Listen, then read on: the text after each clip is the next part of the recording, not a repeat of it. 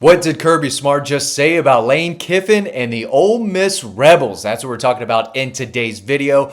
Of course, the Dogs are going to host the number 4 ranked Ole Miss Rebels in Athens this Saturday, the biggest game of the week during another great games of college football. College game day is going to be there, and it's always a great game when Kirby Smart and Lane Kiffin square off 2 years ago in Athens, Georgia. Actually dominated Ole Miss, and then last year the Rebels got revenge. This time it's a top 10 matchup. Kirby Smart has a lot to say about Lane Kiffin. If you watched our other video, Lane Kiffin had a whole lot to say about Kirby Smart, calling him basically the next Nick Saban, saying Georgia has turned into the next Alabama. So these guys are buddies. They enjoy coaching against each other. They know each other very well. They know what each other wants to do schematically. And, of course, they had a lot to say about each other this week. You could read all of it on Dawg Post. But here's what Kirby Smart had to say about Lane Kiffin, their quarterback, their running back. He had a lot to say about the Rebels offense. And it starts, obviously, with Lane Kiffin. He said, obviously, Lane does an incredible job. Probably one of the best things he does is his in-game coaching.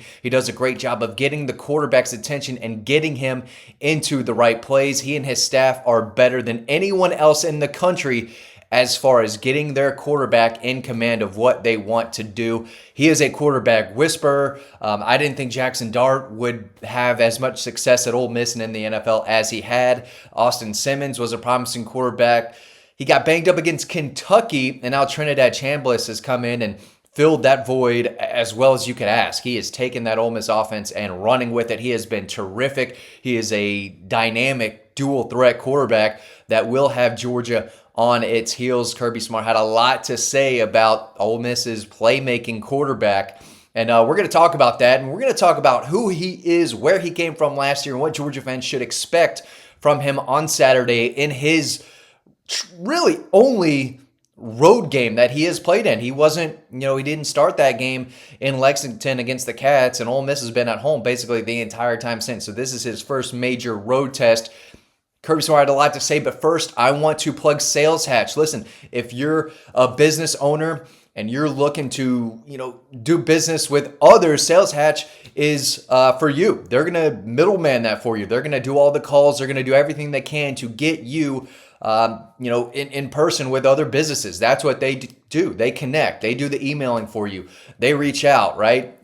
Sometimes when you're in sales, the toughest thing to do is get your foot in the door, not necessarily closing the deal, but getting your foot in there and starting things off. And that's what Sales Hatch does for you. So if you're a small business or a business owner of any kind, you're trying to expand and grow and do business with others, make sure you're checking out Sales Hatch. They are a great sponsor for us, and we use them as well. So definitely want to shout out Sales Hatch. They are great. But here's what Kirby Smart had to say about Trinidad Chambliss, especially as it relates to him running the football, which, as we all know, can give Georgia's defense some trouble, especially over the years. But he said, listen, he's explosive, right? He's quick, he's fast, he's tough, he's got great lower body, great instincts. There's a difference between a fast guy and being a runner. He's patient behind his blocks. He's quick when he needs to be. Some guys can only run on the perimeter well, and some guys can only run internally, and he can run both. He does a great job in the draw game. He sets up his blocks, and he's a good passer. Ole Miss should get the greatest award there is for finding this guy. I don't know who scouted, who found him, but he is a really good football player, and they went out and they got him, and they did a tremendous job. So you probably didn't watch this kid play last year because he played at the Division II level, Ferris State. I meant to look up where that was. I have no idea. Virginia, California, it's somewhere. It's somewhere in America, and they won the national championship last year because of Trinidad Chambliss. He threw for just under 3,000 yards last year and ran for over 1,000 yards, 51 combined touchdowns. So this kid's a playmaker. He has experience being a starting quarterback, not necessarily at the Power 4 level like he is this year, but last year led his team to a national championship. The kid can run, he can throw, and he's having a really good year. In fact, no one's really been able to stop him. He's led Ole Miss, obviously, to an undefeated season so far. I think they're 4-0 with him as the starting quarterback. But against Arkansas, his first start, he threw for 353 yards and 1 touchdown. Against Arkansas, he rushed for 62 yards and 2 touchdowns. He threw for 307 yards and 2 touchdowns against Tulane, ran for another 112, threw for 314 yards and 1 touchdown with 1 interception against LSU. He also ran for 71 yards, and then he threw for 253 yards and 2 touchdowns against Washington State. He was sacked 3 times, still ran for 15 yards, but he is dynamic and he is quick and twitchy, and if he gets out of the pocket, he can make throws on the run, and he can make big plays with his legs. So what Georgia has to do is contain him, try to get some pressure from the inside. You can attack him outside with those outside linebackers, but you can't let him escape and get out of the pocket, because then you're in real trouble. And this kid can make a lot of plays. He's got that X factor. He is a gamer. He can throw off balance. He can, again, throw accurately on the run. He could push the ball down the field, and he's great with his legs around the end zone and in the red area. So there's a lot to like about this kid. He's playing like one of the best quarterbacks in the SEC for sure, maybe across the country, but at the end of the day, he still has to go make those plays in an atmosphere at Sanford Stadium, in that place, right? And he hasn't done that at any level. He hasn't done it this year. He certainly didn't do it at Ferris State. Wherever that is, someone let me know. But he's got a big challenge on his hands against this Georgia defense that, again, might let them get into a rhythm for a drive or two, maybe, a drive in the second half. But when they hunker down and they know what you're about to do, or the preparation kicks in for them, they start playing at a different level. So they'll take a punch or two, but then they settle in and they strike and they attack. And there's going to be plays where he's going to have to make some big key throws with under pressure, in tight coverage, and in a stadium that's going bonkers. So he's a very athletic kid. He's a good quarterback. He's playing at a high level, but he's going to have to do it in Sanford Stadium. But he is a good player, and he's got weapons too. He distributes the ball evenly. They don't have one alpha dog at wide receiver. They've got a lot of good ones. They've got a pass-catching tight end. But Caden Lee is a guy that I covered in high school. I forgot where he was at first, but he ended his high school career at Kennesaw Mountain, just a shifty, electric wide receiver, really good after the catch. And that's what I see most from the skill positions at Ole Miss. They're really good after the catch. They break tackles. They've got speed. It's a good group. Now, they don't have, again, a dominant alpha. They don't have a first-round pick type of guy. They don't have a real killer. They've got a lot of really good players who can make plays, who can get open and have played in big games and big moments. So they've got guys there, but their running back, Quan Lacey, is also one of the most productive running backs in the SEC right now. Here's what Kirby Smart had to say about him.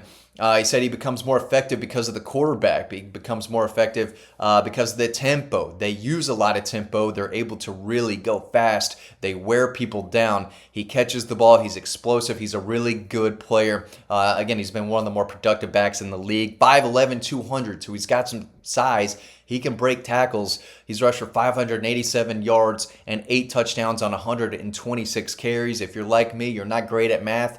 That is 4.7 yards per attempt. So he can move the chains, and he can be tough to tackle. So Georgia has to do a really good job of swarming to the football, getting 2 defenders on him, making sure he goes down.